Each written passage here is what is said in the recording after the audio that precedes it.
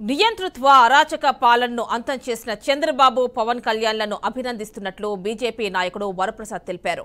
గతంలో తాను విజయసాయిరెడ్డి జగన్లకు ఇచ్చిన సలహాలను పెడచెవిన పెట్టారన్నారు. తిరుపతిలో తాను గత 15 ఏళ్లలో పలు అభివృద్ధి పనులు చేసినట్లు వరప్రసాద్ తెలిపారు. ఏపీకి ప్రత్యేక హోదాను ప్రభుత్వం పరిశీలిస్తుందన్నారు.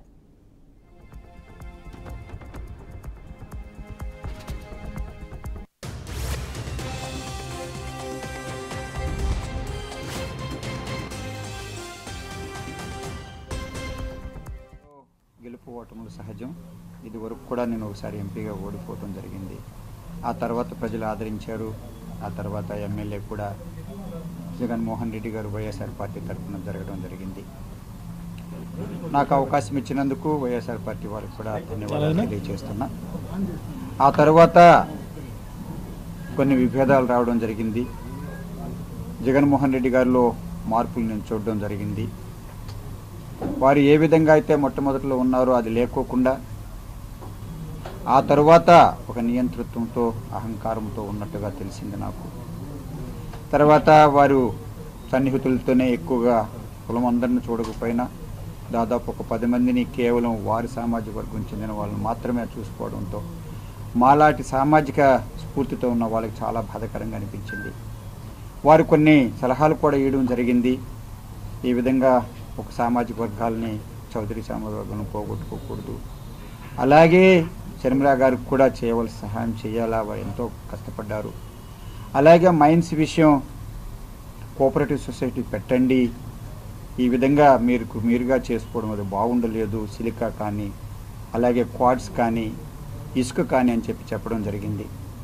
మొదట్లో ఎంపీగా ఉన్నప్పుడు నా సలహాలు తీసుకోవడం, బీసీ సోదరులను కలుపుకోమని చెప్పి నేను కోరినప్పుడు తీసుకోవడం, మైనారిటీని తీసుకోమని చెప్పడం, అవన్నీ నేను ఎంపీగా ఉన్నప్పుడు నా సలహాలు తీసుకునేవారు.